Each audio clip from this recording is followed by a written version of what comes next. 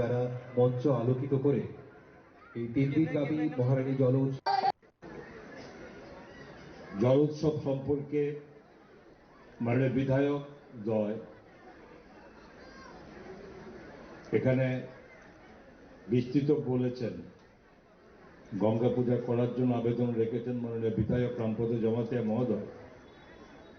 অভিষেক দেবরায়ের সঙ্গে কথা বলছিলাম যে গঙ্গা পূজা করা যায়, কারণ এটা যদি একদিন ব্যাপী এই উৎসব হতো, এখন 3 দিনে এই উৎসব পৌঁছেছে এবং যাকে যে উদ্দেশ্য নিয়ে এই উৎসব করা, যে জল উৎসব বলতে জলের সঙ্গে তো মা গঙ্গার যুক্ত, মা গঙ্গাকে বাদ দিয়ে তো আর জল উৎসব হয় না। এটা আগামীবার থেকে যদি করা যায় সেটা একটা আলোচনা করে নেওয়া দরকার। আর সবচেয়ে বড় কথা, যে মহারানী জল উৎসবে আমার সৌভাগ্য হয়েছে যে আমি যে বেশ কয়েক বছর এবং কয়েকবার এখানে আসার সুযোগ হয়েছে। বিশেষ করে বিধায়ক অভিষেক দেবরায় বিধানসভা বিধায়ক হওয়ার পর এই 3য় বার এই উৎসব হচ্ছে এবং 3য়বারই আমি এখানে আমার থাকার সৌভাগ্য হয়েছে। এর আগেও আমাদের 2018 সালে ভারতীয় জনতা পার্টি সরকার আসার পরে আমি সেখানেও আরো বোধহয় 2বার আসার সুযোগ হয়েছিল আমার।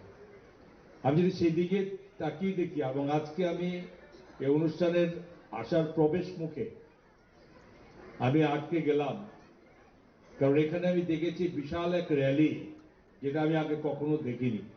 যে বিশাল র্যালি মানে সেই র্যালিতে সমস্ত অংশের মানুষ, আমি দেখেছি উপজাতি অংশের সমস্ত মেয়েরা, ছেলেরা এবং সব সম্প্রদায়ের মানুষের একটা সংমিশ্রণ, যে আজকে এই মহারানী এই জল উৎসবকে অন্যতম মাত্রায় পৌঁছেছে।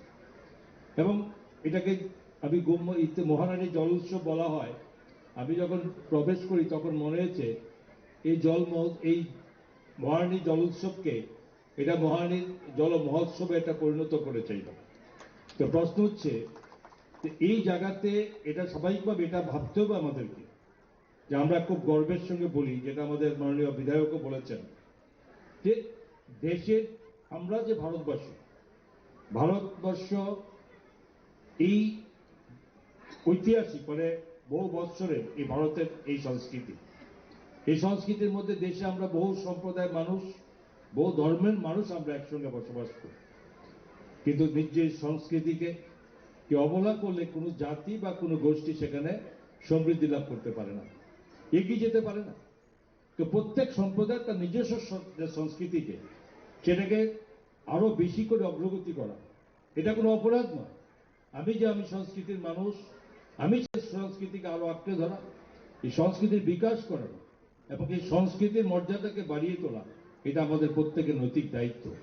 এবং সেই দিকে লক্ষ্য রেখে আজকে আমাদের সরকারও বিভিন্ন সংস্কৃতি, আজকে আমরা জনজাতি অংশের এখানে মাননীয় বিধায়ক পদে আছেন, যে আজকে 19টি জনজাতি গোষ্ঠীর মধ্যে তাদের বিভিন্ন রকম তাদের সংস্কৃতি, এবং সেইগুলোকে যাতে প্রতিটি জনজাতি গোষ্ঠী তার সংস্কৃতিকে মানিয়ে নিতে পারে, আরো বেশি করে এই সংস্কৃতির সঙ্গে যুক্ত থাকতে পারে।